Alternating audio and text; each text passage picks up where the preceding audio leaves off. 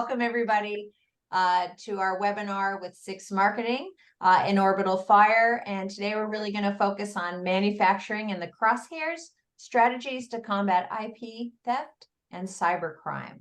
And first, before we jump into that, and I'll introduce our hosts today. Thank you.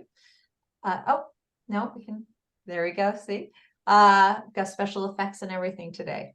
So Reg Harnish, CEO of OrbitalFire, is a nationally recognized cybersecurity veteran, investor, board member, advisor, speaker, author, and he would not like me to say this, but serial entrepreneur of cybersecurity and other technology companies.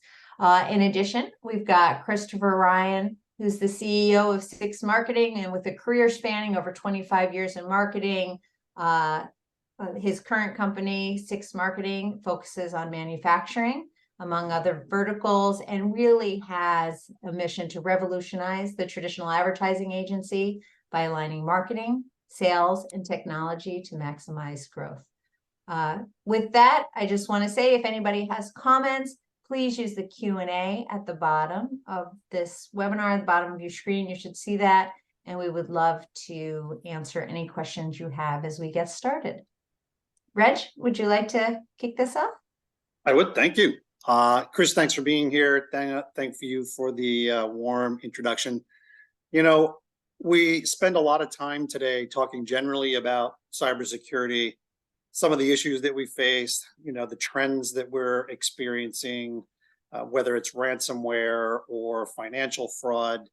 And, you know, for us, where the rubber really hits the road, I think, is when we start to apply these tactics to a specific industry.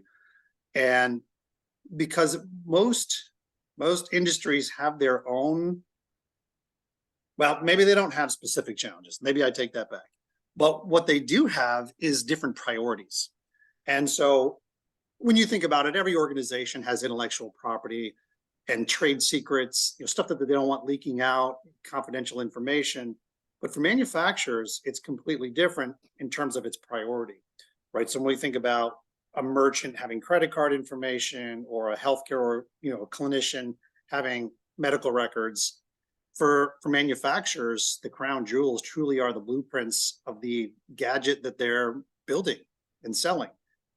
And in certain contexts, particularly with folks who are in the DoD supply chain, this has become big business and big regulation, honestly. The DoD is very interested in ensuring that everyone in their supply chain, even down to the smallest manufacturer of parts, whether it's ball bearings or anything else, they're very interested in understanding what the risks are of working with those smaller organizations. So much so that we're seeing tremendous enforcement, not just or necessarily from the federal agencies themselves, but also throughout the supply chain.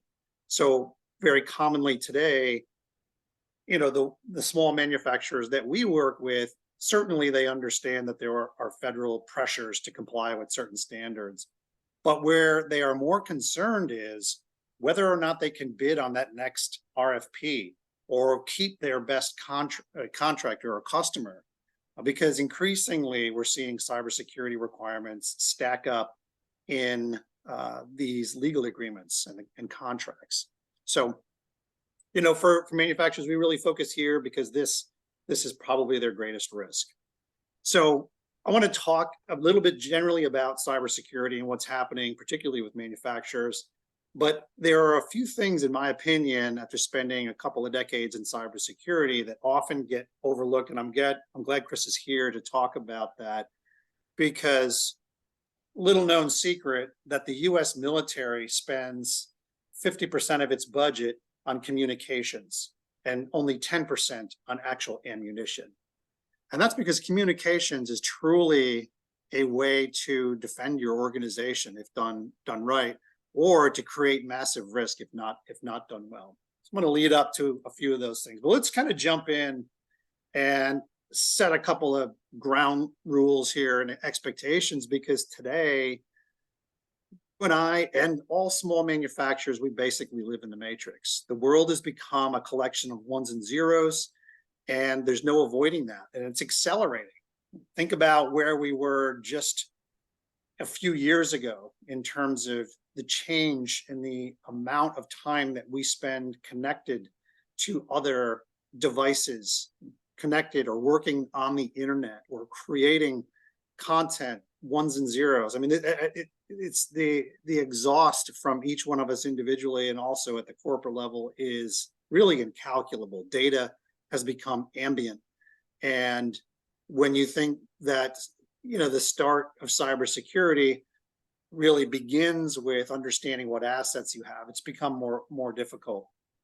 But really today we all live in a world that is basically controlled by other folks.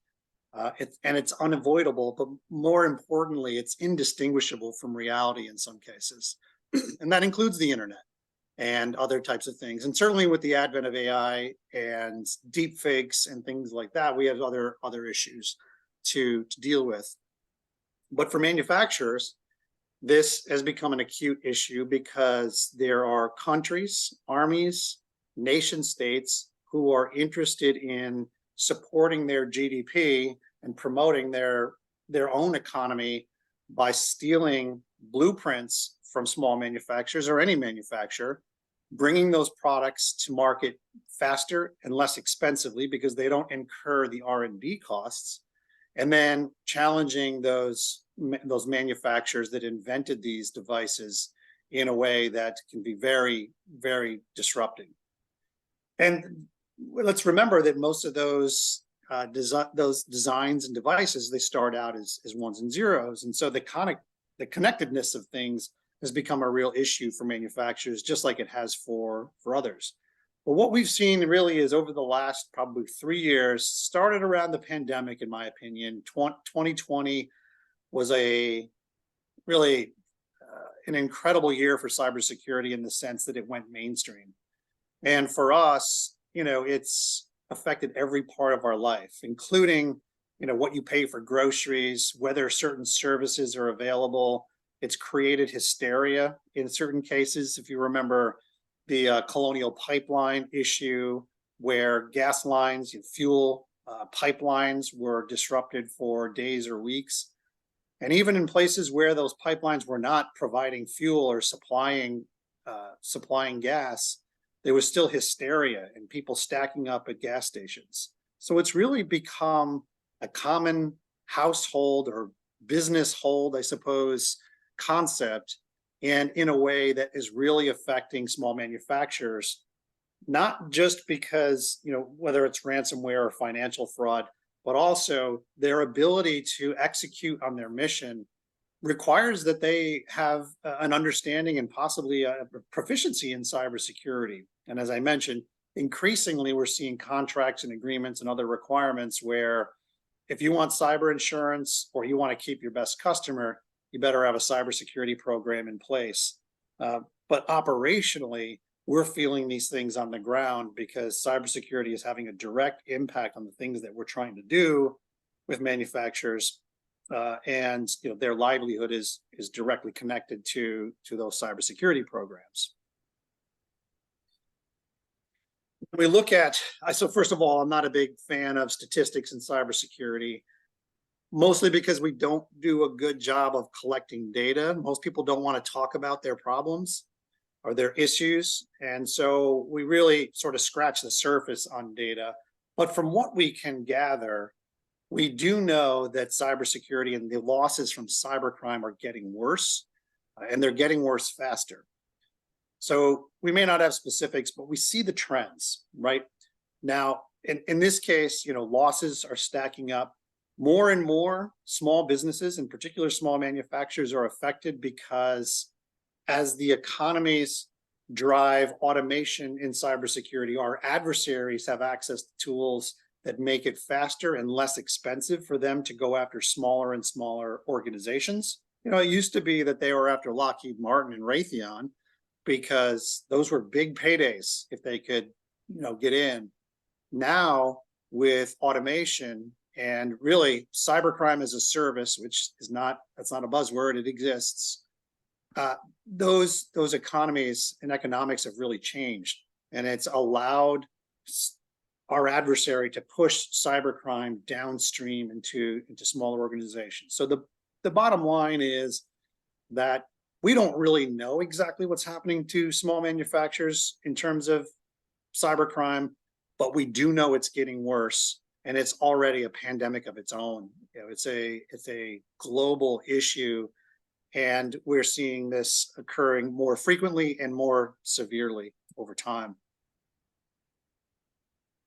I would agree that we're making progress in cybersecurity, but not for lack of trying, because cybersecurity continues to get more confusing. And whether it's regulatory mandates changing, including DFARS 171, CMMC, which is entirely a moving target and continues to be, no one really knows what's expected of them. We see prime, subprime, and subcontractor contracts contradicting the federal mandates, or superseding mandates in some cases. But it's confusing. Like, if you're trying to navigate these DFARS and 171 and CMMC waters, it's really challenging right now. And we admit that even for us, an organization that spends all day, every day trying to track this stuff, it's difficult to know what's expected of you, but also confusing in terms of the nature of the matrix, right? More of our assets are digital. More of our assets are ambient, they're cloud-based, and it's not like it used to be, where all of our documents and blueprints and designs and engineering documents were sitting on a server in a closet in our office. Today, that data could be anywhere. And so whether it's mobility or wireless, or it's regulatory changes, it's really confusing for manufacturers today, and we understand that. That we're still seeing residual issues from the pandemic. Certainly remote workforce issues continue to plague small manufacturers. It's also still a distraction, as we see, mainstream media continue to look for any opportunity to talk about COVID-19. It can be a distraction. Maybe there are small manufacturers out there who are hoarding cash because they're just not sure what's going on with this fallout from the pandemic. It's a real issue and continues to stick with us. We do see, as I mentioned, cybercrime increasing, and really we're focused on at the low end of the market, on the small end of the market for small and micro manufacturers. Ransomware continues to be a real issue in terms of disruption and cost, and it seems to have stayed about the same level. But what's really happened is that financial fraud is everywhere. It is killing small organizations of all types. And so, again, because many of these issues, or all of these issues, have a cyber element to them, it's created chaos and hysteria around some of these things. And really, we want to be proactive and focusing on things that can build asset for us or build value for us. And then additionally, I alluded to this a minute ago, but the folks that we are working with, that next potential customer, or your existing best customer, the cybersecurity requirements that they're pushing down on you now are increasing, and they're becoming more sophisticated, as well as the federal government and others continue to do a good job enforcing and cascading these requirements down through the entire supply chain. This is outside of some of the issues we won't get into, like supply chain issues, what's going on in Ukraine, and just the sort of general instability of the world, where different than other industries. I think manufacturers is more of a global village, where you might be sourcing materials from lots of other countries, and so it continues to be an issue. And then lastly, the cybersecurity industry really has no solutions for small manufacturers. They're squarely focused on what works for Lockheed. They're not thinking about a 25-person ball bearing manufacturer in upstate New York. They're just not. And so even those of you who are committed to proactively building a program and managing your risk, you don't have a lot of great options, unfortunately. I wish that was different. And so what do?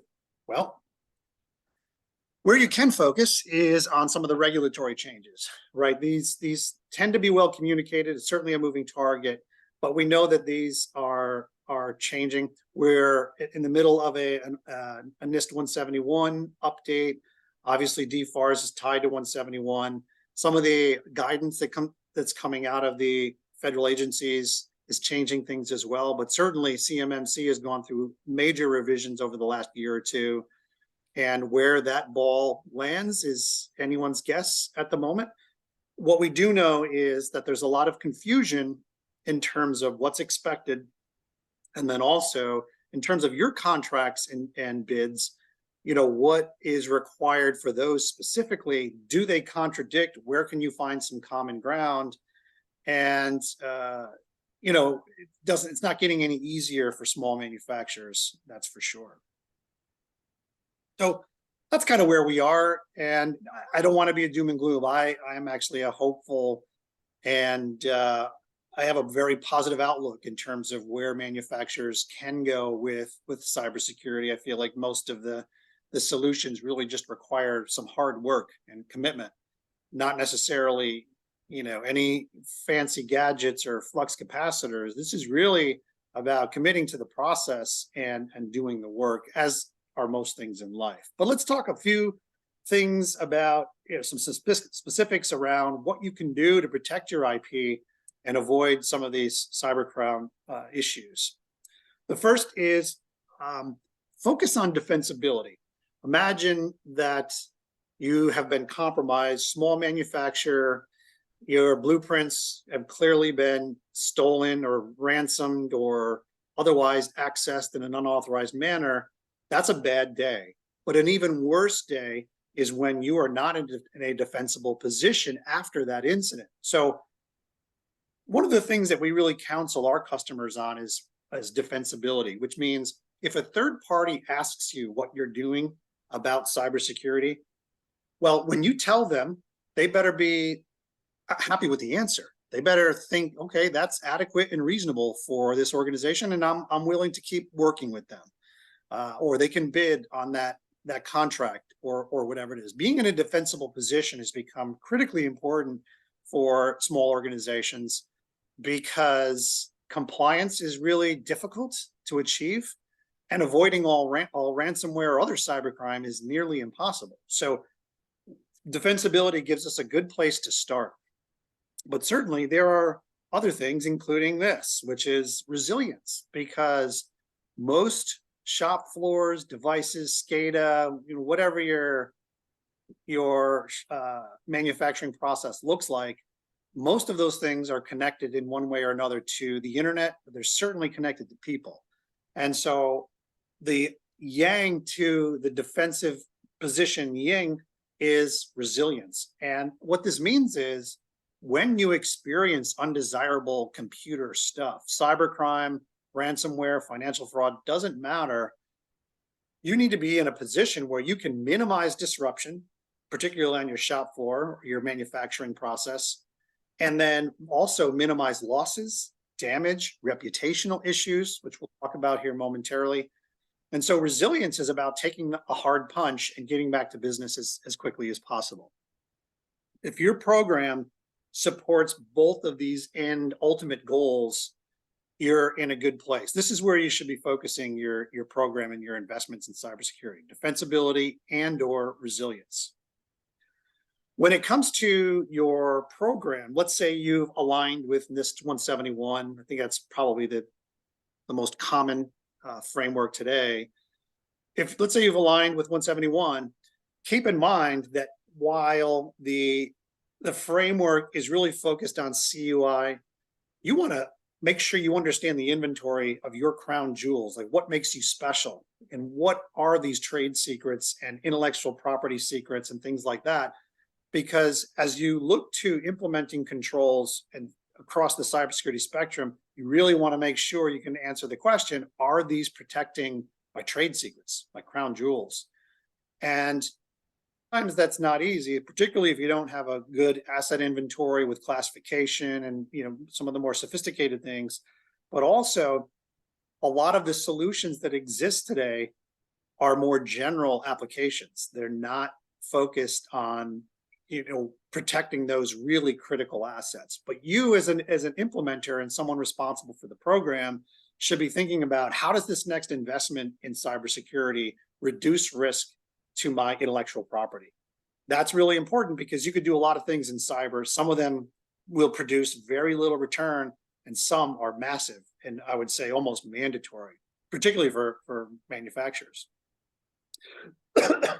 There's also a process that you should think through, because while DFARS and CMMC are certainly, showing more signs of enforcement, you could also think about this in terms of risk, right? So doing a good risk assessment is going to help you identify what you should be doing, in what order, how much of it should you be doing. It may not address your compliance issues. And then, of course, what can you do is an important consideration as well, because most of the folks that we work with, they're small. They don't have unlimited budgets for cybersecurity. And so this Venn diagram here helps explain our approach, which is really the combination of those three things. The first is what you should do, and that comes from a good risk assessment. The pros are that it gives you really highly qualified or quantified actionable intelligence about your program, your vulnerabilities, your threats, likelihood, impact, and really what you should be doing in terms of risk treatment. The cons are it's actually very hard to do it well. Moving on to what you must do, that's your compliance pressure, right? Now, the pros is it's prescriptive. They tell you exactly what you need to do in most cases. The cons are, and you've probably already heard this, compliance does not equal security. So you may be able to check all those boxes and not meaningfully reduce or manage your risk in any important way. And then the last is what you can do. And this is a really important consideration at this end of the market, because small organizations don't have the resources, whether it's time, money, or energy, human energy, to address and treat risk. So the pros of the what I'll call capability model are you're familiar with it. These are things you've already established or you're already doing, things you can do, they're feasible for you. Now, the cons for that approach is they may have no impact on your risk or compliance. Just because you can do it doesn't mean you should. And oftentimes there's this focus on low-hanging fruit that when you squeeze them, there's no juice. So what we are suggesting to our customers is really to think about the sweet spot, which is a consideration of risk, compliance, and capability. And as you're going through, yes, of course, 171 is important. Yes, NIST 30 from a risk perspective, and then your current cyber investments. Try to think about how you can mash all of these things together and come up with the 6 things that you can do over the next 12 months, right? Identify your pace and really commit to the process in this way. And guarantees are tough, but I pretty much guarantee that your progress and the friction between you and progress will all improve. Now, this may sound a little bit weird from a guy who sells cybersecurity services, but if you are managing risk to your intellectual property appropriately, then you should be doing the absolute minimum cybersecurity that you need to achieve your mission. Now, if your mission is a top score in the SPRS or meeting cybersecurity requirements from Raytheon, there may be a long list of those things, and so the absolute minimum for you may be bigger or smaller than another manufacturer across the street. But you got to think about cybersecurity as an asset and a competitive advantage and potentially a cost reduction. And honestly, if you're doing this well, this is how it works. This is why cybersecurity was designed. And so think about how cybersecurity is affecting your mission and how it contributes to your mission and protecting intellectual property and combating cybercrime, minimizing disruption and loss and reputational issues, and proactively, but more importantly, methodically thinking about how do I apply these cybersecurity controls from the 171 or otherwise to protect my intellectual property in a way that protects the mission. But I'm not going to do more than I need to, right? That should be part of your approach, which is let's figure out what the absolute minimum is And we're not going to do any more or any less than that. Now, the problem is most small manufacturers are doing less, which is why we continue to see losses in the space. What does the absolute minimum look like today?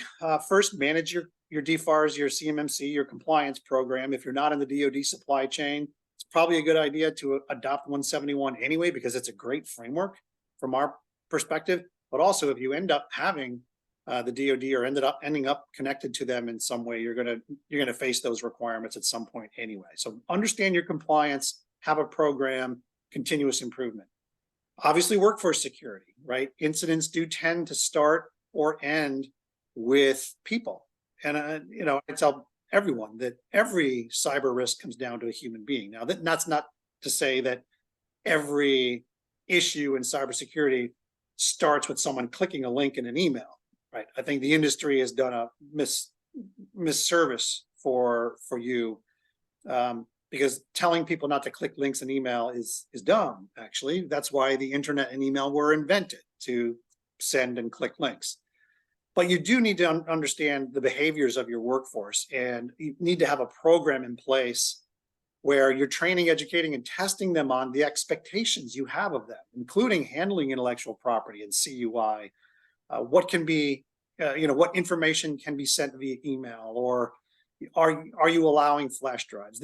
Your people, your workforce should be supporters and promoters of your cybersecurity program. And to do that, you have to set those expectations. So a program is really, really important. I'm going to skip here to prepare to respond. I'm going to come back to this on my next slide, because incident response has become really a critical capability for all organizations of all sizes and industries. And your ability to respond to incidents might mean the difference between resilience and defensibility, and not those things. So having an incident response plan, knowing how to execute it and test it, making sure your people are trained. Again, we're going to focus on this a lot today. I'm going to talk more about that capability. The last thing I'll mention is an insurance policy. Most of our customers, before we come to them, they're either overinsured or underinsured. And so understanding your residual risk and the best way to get a cyber insurance policy has become a bit of a contact sport, and there's a lot of complexity there and a lot of change in that industry. So again, seek out help. Folks who understand cybersecurity and understand cyber insurance. And I think cyber insurance is an absolute critical asset for you, but getting into the right policy can be difficult if you don't have the right information. And in terms of ultimate goals, I talked about defensibility and resilience, conducting regular risk assessments, remediating appropriately. Those should be next steps for you in thinking about this in terms of continuous improvement. This is what NIST 171 looks like today. Again, if you're not in the DoD supply chain, you may not be familiar with 171. We encourage you to take a look at it. It's really a robust but basic framework for manufacturers that covers a lot of ground, and will give you a good overall foundation for your program, because it does cover so many different areas of cybersecurity. Now, most of cybersecurity, really up until about maybe 5 to 7 years ago, was focused on preventing issues. We've already figured out that that's really a failed concept, and that preventing all cybercrime, all errors, all omissions, all problems with computers and data, it's just not possible. In fact, it's happening increasingly every day. And, I love this quote. Apparently it's from Mike Tyson, but, he said that the greatest boxers in history weren't the ones that could throw the hardest punch. They were the ones that could take the hardest punch.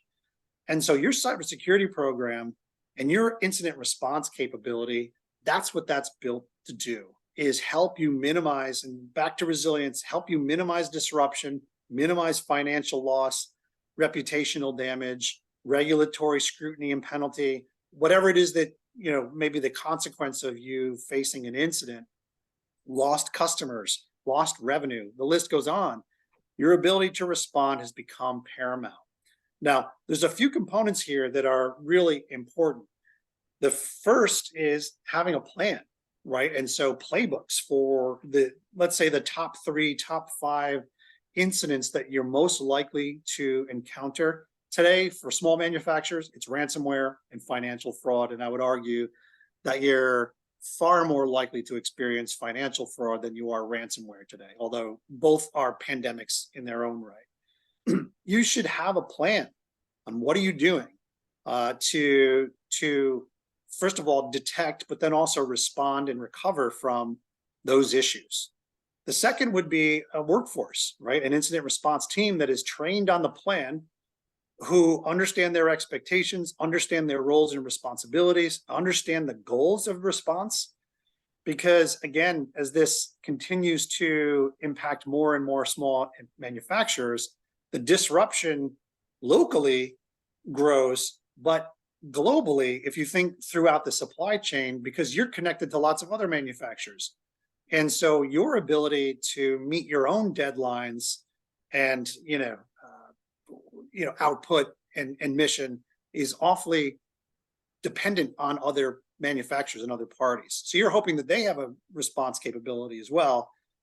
And then, of course, testing this capability becomes really important. So on an annual basis, you should be thinking about how do we practice our ability to respond to incidents according to our plan and with our response team. But what I will say is that despite our focus on response over the last 5 years or so, we've really a super, super important part of that conversation. When most people think about about response, they think it's a technical function. So re-imaging machines or restoring from backup. And these are important concepts and activities. But what you'll learn, and anyone who's been through an incident has already learned this painful lesson, is that your ability to communicate, to say the right things to the right people at the right time, or not say the right, not say the wrong things, is critically important. I'm going to hand this over to Chris to talk about, what a crisis communications plan should include, things that you should be considering. How do you integrate these types of capabilities into your response effort, into your team? How do you find providers that can help with all of that? Communications during response is just become an incredibly important element. And I'm going to hand that over to Chris to take you through some of those details. Awesome. Thanks, Reg. Good job. Thanks, Dana, for having me. Super excited.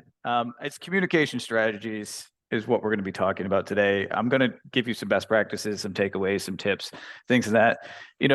Just be aware, this isn't the sexy part of marketing. This is the critical part of marketing that every company should have. I wrote down a couple things, Reg, during your talk there.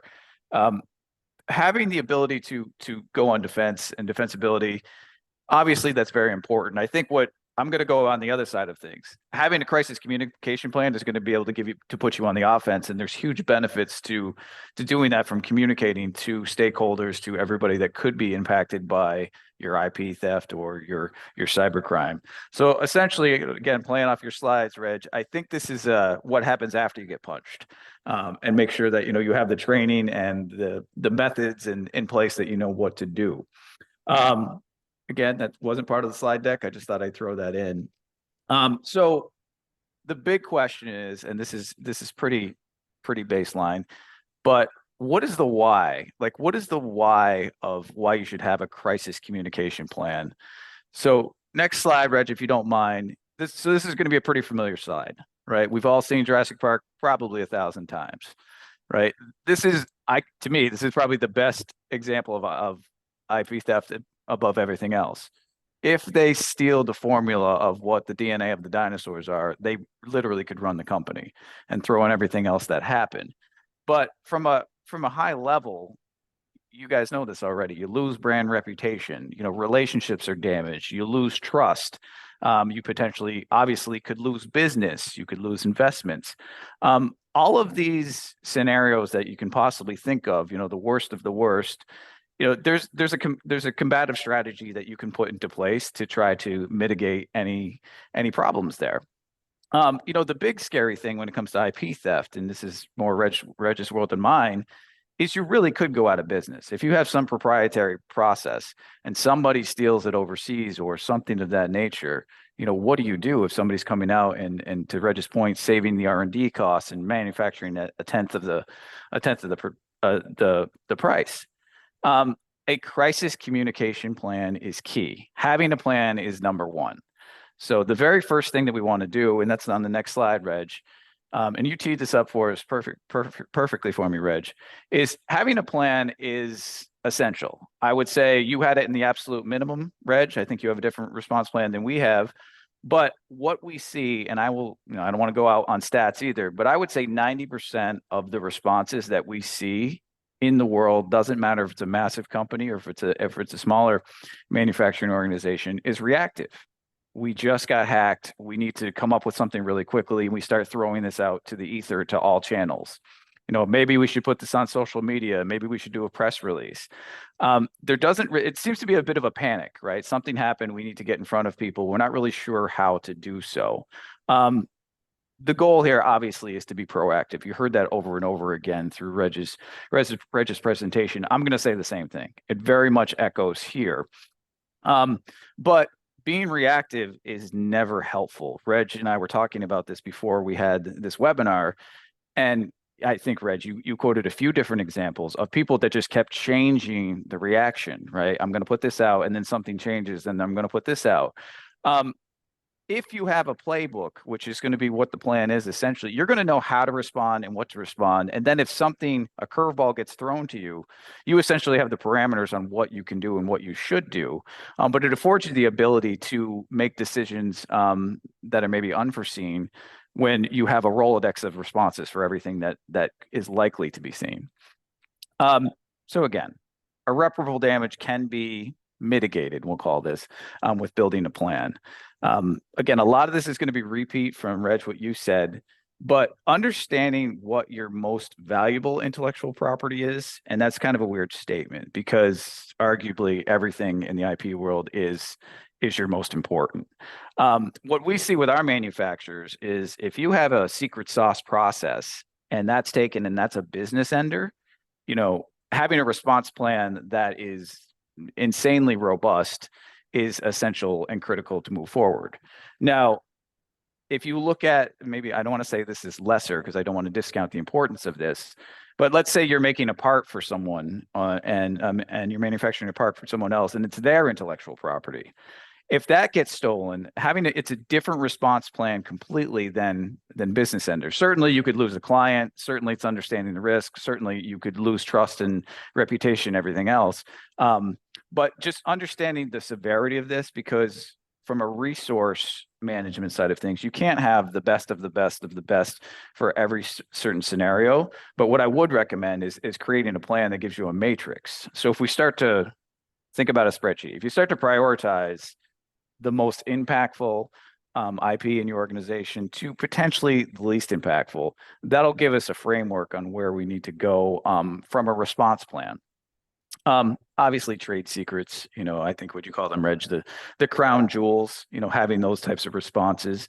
One of the things I'm going to talk about is bringing legal in to assess the plan. Can you say these things? Should you say these things? You may not do that on a lesser IP in consideration. Again, I'm not discounting that it's not important, but I'm just saying that it's important to prioritize so you can assign assets to the right initiative. There's also impacts, and I don't want to get into this too much, on the supply chain, production operations. We'll get into response in a second. Reg mentioned creating a response team. So you've assessed your IP, you figure out the impact, you're starting to lay this out. So you're starting to think about the spreadsheet again. You're starting to lay this out, left to right. Who is going to respond in those scenarios? Okay, trade secret happens. Who on your team has the ability to respond? I'm sure legal's involved. I'm sure Reg's team is involved. I would say make sure that your marketing team and your communications team is involved too. But what is the response? Let's take it one step further down the rabbit hole. What is your response to investors? What is your response to the public? What is your response to customers? What is your response to employees? if you think about it, those are all different talk tracks, and there's different priorities and different agendas from each one of those conversations. Building a plan gives you the ability to assess what communication strategy happens. So you may just not blanket out one response that impacts everyone. This is key because multiple communication strategies for each stakeholder, we'll call them, will really help you mitigate the risk and help you, build that trust up again. Show them that you're ahead of the game. Show them that their concerns are more important than someone else's. Again, multiple levels of responses, but I think I'm trying to paint the picture that the public opinion versus your stakeholder investor relations, could be significantly different in the level of priorities for you. Back to the spreadsheet. We have our level of IPs. We then have our response teams. We then have the different sectors of stakeholders. We can then start to develop different communication strategies on where to go.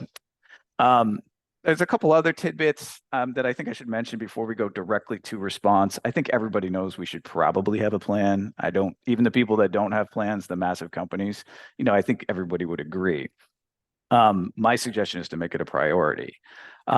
But it's not just setting it and forgetting it. We don't want to create a response plan and then something new happens in the world or some new technology emerges that we don't really know how to respond. Someone did something on TikTok. We don't use TikTok as manufacturers largely. What should we do? Just having that conversation up front and really considering what to do is important. A couple other things.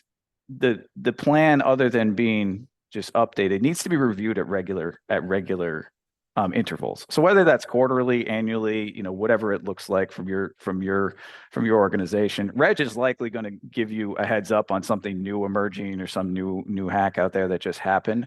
So that may key in green lighting the critical communication plan assessment. Review the plan. Don't just make unilateral decisions. So again, some of this would be bringing in legal. Some of this would be bringing in leadership. Really depends on the size of the company. But the final component really of the plan is to make sure that you have internal and external trainings. If you lose someone's IP of a part you're making, have conversations with them about what's going to happen. Hey guys, we have a plan in place if something happens to us. It may not be perfect, but understand we're building trust initially and upfront that we have a plan in place that we're going to address this. We may need your assistance. We may need your communication plan to mirror ours. So we're leveling up and essentially crowdsourcing the same response. There is a huge strength in response and uniformity when it comes to putting out to the public or out to other areas. But I think, again, I'm painting the picture that you can see the importance of, I guess, proactive planning, and then building trust and ensuring that, hey, we're not perfect, and things can happen, and we're going to do the best we can to ensure that nothing happens to your company, to our company, to customers, et cetera. Part of the plan should also document when to bring in certain teams. Again, Reg is probably your first call. I'm guessing legal's also your first call. Leadership's your first call. Those are all happening simultaneously. I would argue that the marketing team or the communications team on your organization are in those meetings. They're going to hear things and start to perceive different talk tracks that they're going to know on the fly that they may adjust, that may or may not have planned for.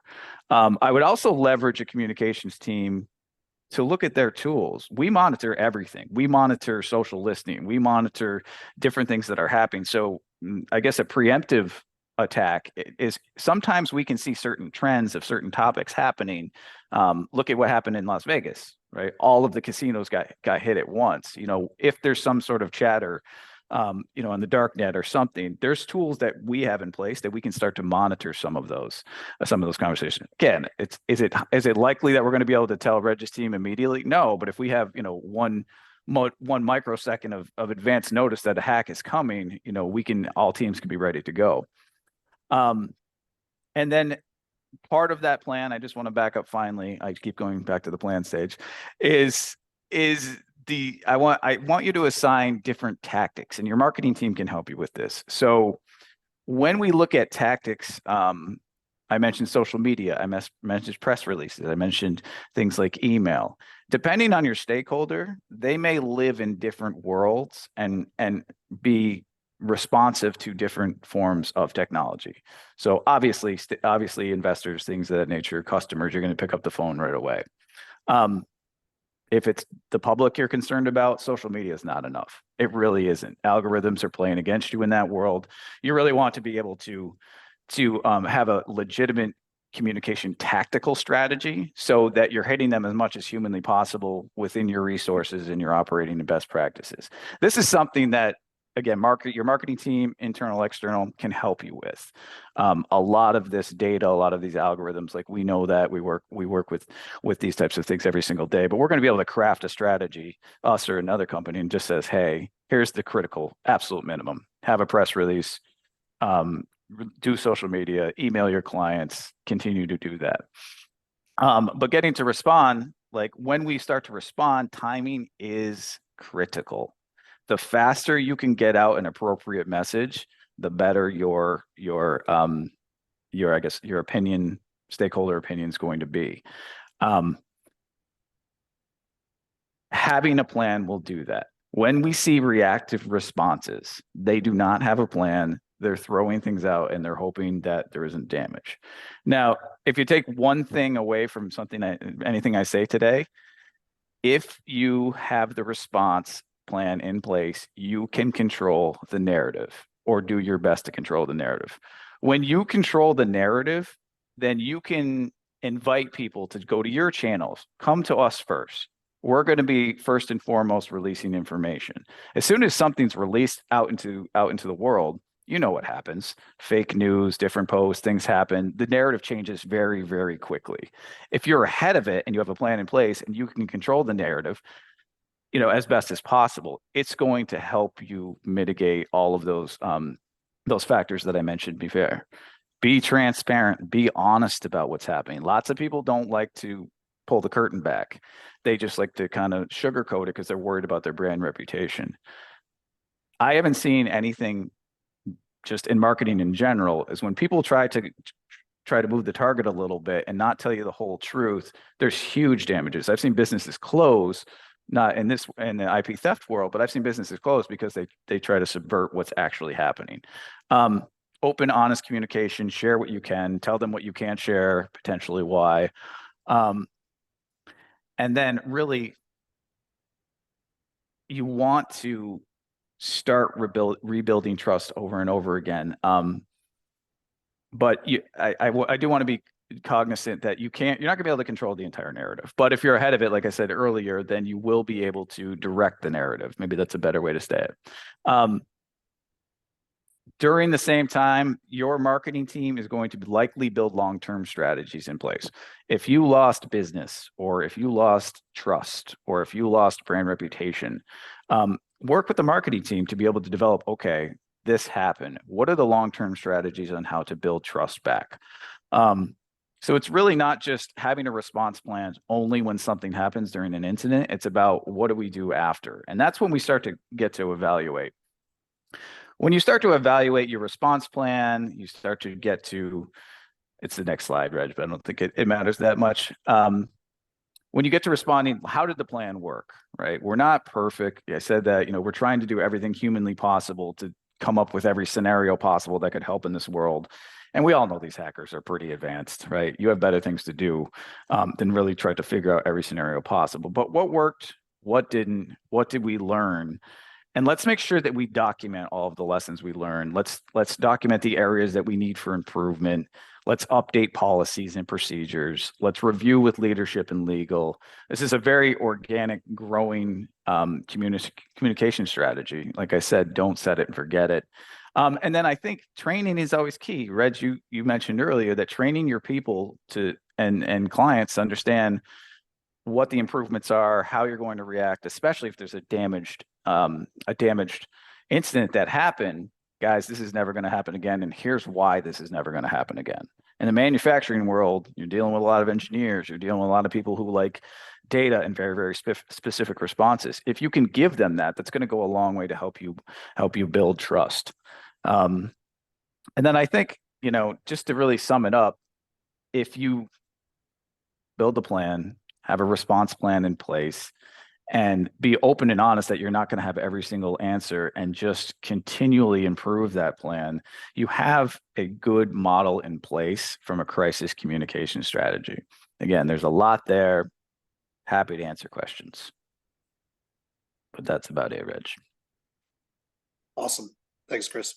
Couple of final thoughts I want to leave people with is critical that you understand that response is far more about communication and process and focusing on goals and business resilience than it is IT. This is not an IT function. No doubt, technology and your IT team may be involved depending on the type of incident that you are experiencing. Obviously, ransomware is far more IT heavy than financial fraud, but breach of intellectual property is far more investigative. There's a lot of legal concern. You may be working with law enforcement, but certainly controlling the narrative, controlling the message is going to be an important part, whether you're speaking to your employees, your customers, your investors, your supply chain, or possibly, the partner that you have leaked their information. So make someone accountable for this. Make someone accountable for your cybersecurity program. Make someone accountable for your ability to respond. And secondarily, if you're small enough where you're not going to hire, a communications director or a cybersecurity team, find those people and engage with them. Even if you're not working with them directly all the time, at least know who they are, so that you're not, the worst time to be looking for folks and service providers is when you're in an incident or when something is, going sideways.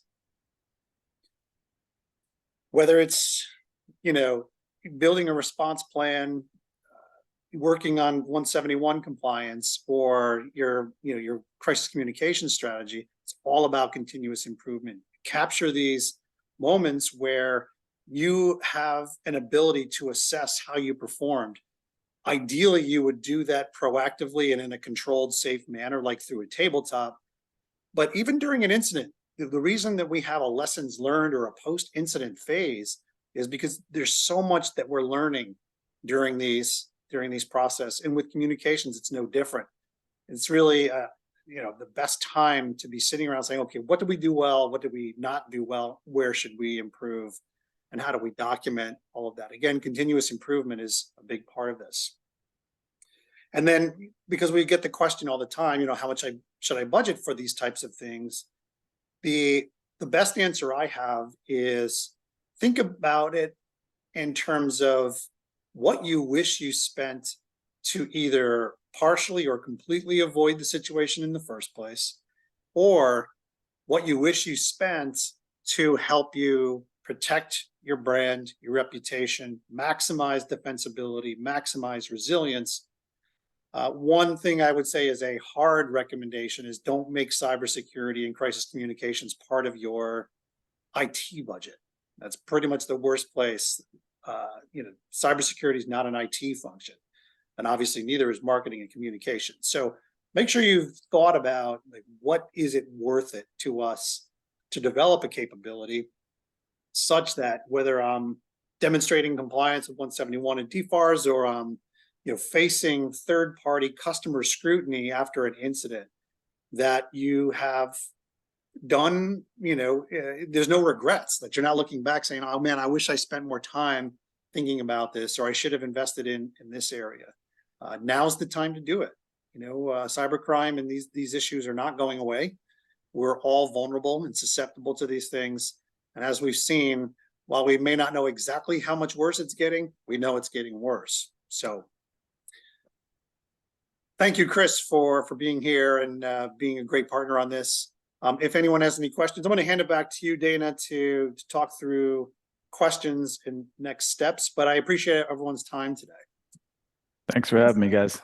Of course, Christopher and Reg, thank you both so much. I want to open that up. If there are any questions, please use the Q&A or the chat and let us know. You've got two experts here. Would be happy to answer any questions. It's when you guys do such a good job. Well, what we can do for sure, if, as you see, we've got both email addresses here. If anybody does, as you think about this, come up with questions, please reach out to either or both Christopher and Reg. Everyone's happy to answer questions that you might have. And we are going to make this available on the recording. Chris, I'm not, it'll be available through Six Marketing, through OrbitalFire. It'll be available through our YouTube page, and we will email it to you afterwards. And I guess we have no questions. So with that, I will say thank you both again, and we look forward to having everybody join on future webinars.